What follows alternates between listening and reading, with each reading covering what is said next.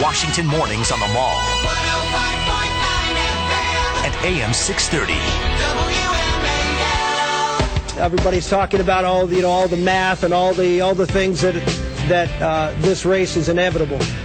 Well, for someone who thinks this race is inevitable, he spent a whole lot of money against me for being inevitable. Rick Santorum, after his big victories in Mississippi and Alabama last night, winning those primaries. It was close, but Santorum wins. Newt in second place and Romney in a very close third. ABC's Aaron Katersky joins us this morning from Birmingham. Good morning, Aaron. Hey, Brian. Good morning. So I guess you couldn't convince your bosses that Hawaii was the place. That's where you needed to be. Come on, that's where all the action was last night, where Romney won. Got to go where Matt Romney and Elizabeth Santorum go. They hold the keys to this whole thing. Yeah. So how big of a win was it for Santorum last night? Well, look, it was big. He is able to now make a stronger case that this should be a two-man race between himself and Mitt Romney. And listen to what he said, that he will compete everywhere and that it's time for conservatives to come together to nominate a conservative. And that was a not-so-subtle, kind of kick at Newt Gingrich to get out of the way. Gingrich isn't going. This is not somebody who's going to be swayed by anyone in his party. And he told ABC News that he's helping the GOP by, kicking out Mitt Romney, and he's not dividing the conservatives by staying in the race. But there's just really no way, the way you do the math right now, that if the two non-Roms stay in, that there can be a non-Rom who will emerge as the victor for the nomination at this point. Is there? Yeah, absolutely right, and that played out in the exit polls.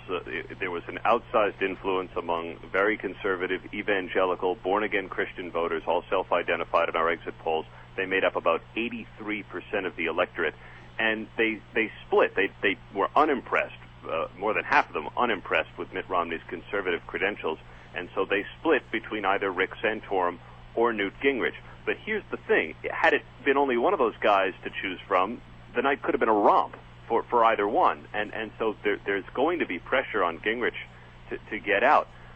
His argument, though, can be that his voters aren't necessarily Santorum voters. And look what our exit polls showed. Santorum's support was largely religiously inspired, and that vote really loomed large. 45% of Alabama voters said it mattered a great deal that they support a candidate who shares their religious beliefs. Gingrich won on voters who wanted to control the federal deficit, on those voters who were looking for the candidate with the most experience to be president. So Gingrich has an argument to make that if he drops out, his voters don't necessarily go to Santorum. How does the Romney camp feel this morning? I said to Brian earlier, if 3 weeks ago, if you would have told the Romney camp that they would have been that close in Mississippi and Alabama, I think they would have taken it. Although recently the polls had shown that he'd really closed the gap, and in some polls was actually leading in Mississippi. Are they disappointed this morning? How do they feel? How are they spinning this? At least.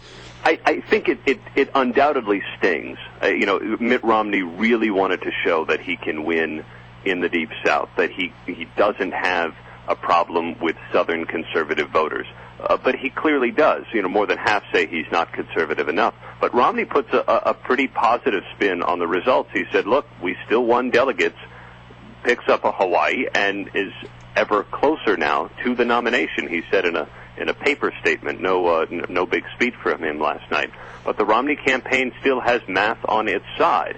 Now, if you listen to the other candidates, it's not the math that matters. It's the reality of the situation, and they're gearing up for a floor fight. Extraordinary, really, to hear Republican candidates speaking openly of a brokered convention, a fractured electorate, and perhaps not going the way of the popular vote. Well, I mean, I'm looking at it from a long way off. You're a little closer to it there. I just want to know, do you think there is any chance that Newt Gingrich is going to back away? I mean, if his money dries up, and he doesn't have the ability to run the kind of campaign he has been running, do you think there's a chance he'll get out, or will he stick in there? Because when you do the math for Newt Gingrich, it's really hard to find a pathway to victory.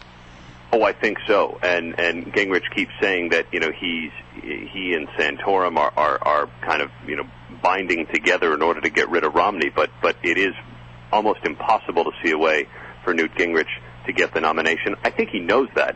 The question is, what does he want? Does he want a role at the convention? Does he want a resurrected political career? Does he want some extra money on the speaking circuit? He's not a man that's going to be easily sidelined, and so the question is finding out what he wants and how to convince his voters to go a different way.